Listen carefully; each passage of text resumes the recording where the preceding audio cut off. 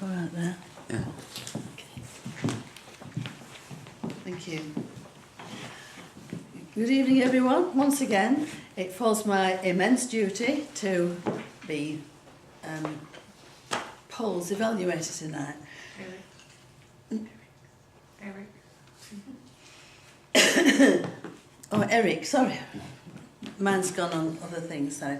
Eric, the evaluator.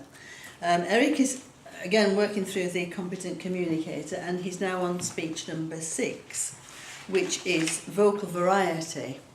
So the objectives are to use the voice volume, pitch, rate and quality to reflect and add meaning and interest to your message. Well, Eric's message is going to be very good. It strikes home with me, again, as a former teacher and very interested in psychology. This speech is going to be about procrastination. So with Eric's speech called Procrastination, please welcome Eric Strong.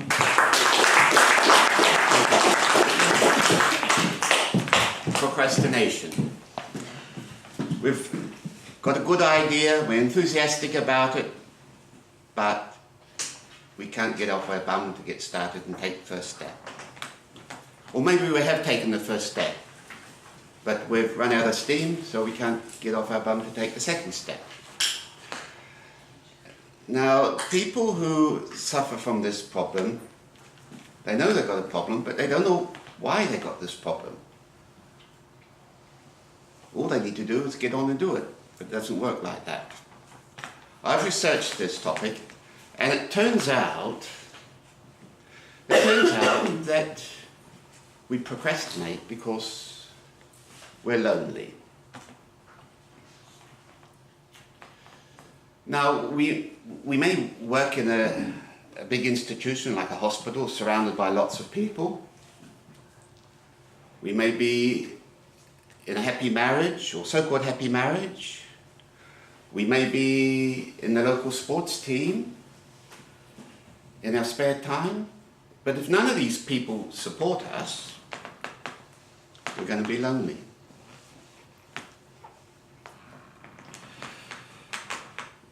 Now, for procrastination, there are other things. We might have self-doubt. We might be bored, or we may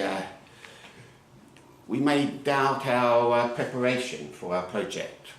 But these things in themselves will not lead to procrastination. What really tips the scales is not being able to go through the journey with someone, to be all alone through the journey.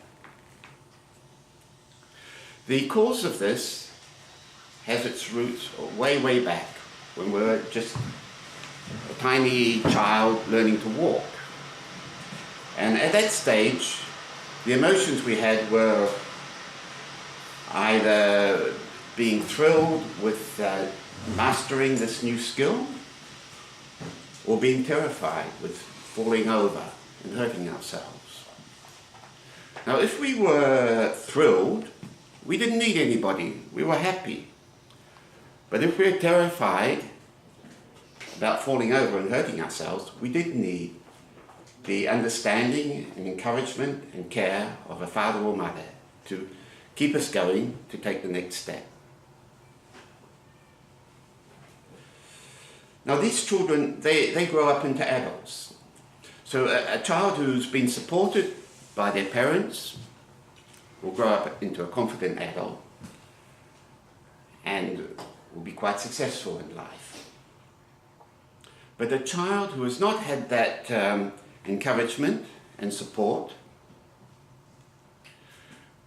when faced with solitary tasks as an adult, will procrastinate. So what do we do about it? Well, if we want to improve our presentation skills, we'll go out to Toastmasters. And that's a really good idea to do. If we want to get fit, we join a jogging club, because if we try and do it ourselves, we might do it once or twice, raining the next night, so we're going to give up. And if we want to get off drinking wine, we join Alcoholics Anonymous. and join our mates who will encourage us not to go buying the wine from the supermarket. However, if we don't have the advantage in having our friends at Toastmasters or the jogging club or Alcoholics Anonymous, we can imagine a buddy or a friend. Now this buddy may be a parent, or it may be a friend who's been very supportive to us, or maybe a teacher. Now one example which I'll give from my own life, throughout my schooling, my grades were kind of average or below average when I look back at my old reports. But English wasn't one of my best subjects. But when I left school, my English master called me aside and he said, Jones, you know you're going to go really well in life, you're going to do really well. And I said, oh yeah, okay. I didn't really know what he was talking about. But he said, your comprehension of difficult text is the best of anybody in this year. Yeah, he was actually right, but I didn't realise the importance of it. So, and it turned out I was quite successful in my life. So, and it's a very pleasant thought for me just to reflect on this particular teacher who was pretty strict, and you could have imagined him as being a little bit nasty, but he did have this other side of him which I really did appreciate. So the message is, you're not lazy, you're lonely if you procrastinate. Stop putting yourself down for procrastinating. Stop setting yourself up by saying, well, next time it will be better. Look around and find a mate to help you carry on and achieve your goal. And when you're struggling, go to your mate for support. And something which is immensely important is reciprocate the help that your buddy has given you. Thank you, everyone.